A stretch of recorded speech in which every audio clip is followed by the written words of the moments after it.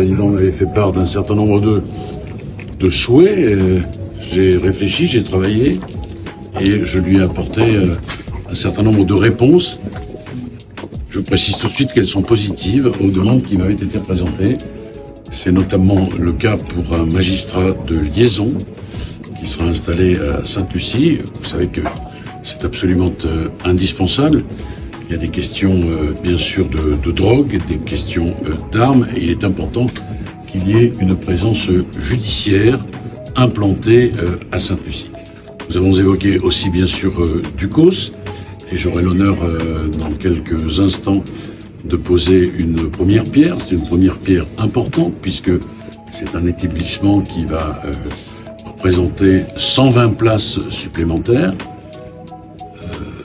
Nous avons également évoqué le personnel pénitentiaire, les difficultés au fond judiciaires qui sont ici parfaitement identifiées en Martinique, et j'apporterai dans la pérégrination qui sera la mienne un certain nombre d'autres réponses sur des magistrats qui vont arriver, des moyens supplémentaires, et en matière immobilière, en matière pénitentiaire, en matière également de personnel supplémentaire. Voilà de quoi nous avons parlé dans un climat tout à fait constructif, et je suis ravi, Monsieur le Président, de vous revoir, et je l'ai dit, je le redis ici devant les journalistes, le bureau qui est le mien vous est grand ouvert pour que nous évoquions ensemble et dans la co-construction ce qu'il convient de faire pour améliorer la justice martiniquaise, comme je souhaite améliorer toute la justice de notre pays.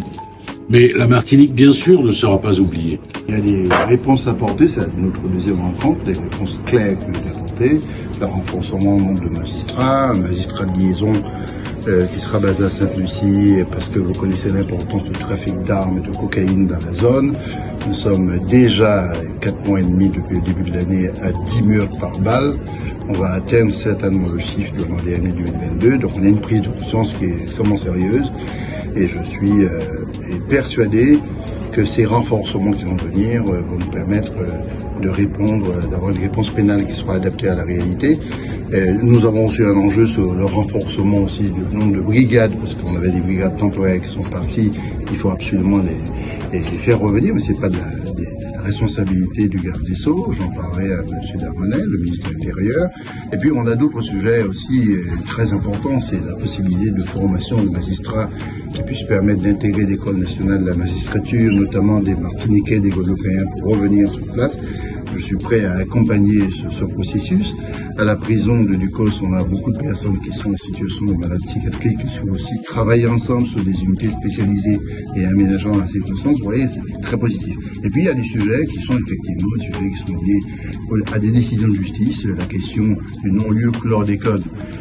Vous imaginez bien qu'après la déclaration d'Emmanuel Macron en 2018 de mémoire, où il a clairement dit qu'il faut rentrer dans un processus de réparation, la séparation du pouvoir judiciaire, la justice et de l'État ne nous autorise pas à faire des commentaires sur les décisions de justice, mais on a pris nos initiatives politiques localement, et j'ai informé bien sûr M. le garde des Sceaux, à la fois de faire appel à la décision de justice, et deuxième chose, aussi de présenter un texte de loi. Donc, on a présenté un texte de réparation par rapport à chlordécone que j'ai soumis au ministre. Bien sûr, il y a un long travail à faire de processus afin de savoir si, par le biais du CIOM, le comité interministériel de l'outre-mer, ce texte est introduit, mais c'est une responsabilité du Parlement, de l'Assemblée, que nous devons respecter. Donc on est en face de difficultés qu'on veut absolument résoudre. Et puis nous avons énormément parlé de la loi sur la division, puisque cette loi n'est pas appliquée correctement par les notaires pour des raisons multiples. Il ne faut pas leur faire de procès d'intention. Donc nous allons tenter, si le gouvernement accepte, d'améliorer un petit peu le texte sur le plan pratique, mais il faut absolument que cette loi soit appliquée, parce qu'on ne peut pas vivre dans une espèce de prison de l'immobilier en indivision, où 40% en moyenne, en Guadeloupe et en Martinique, des sols des propriétés immobilières sont complètement bloqués. Il va falloir vraiment que cette loi soit appliquée, et je suis content que ça a été entendu. On n'a pas de réponse encore positive ou négative, mais ça a été entendu. Donc c'est une discussion extrêmement claire, et puis on a pris d'autres rendez-vous pour continuer à travailler pour le bien-être des Martiniquais.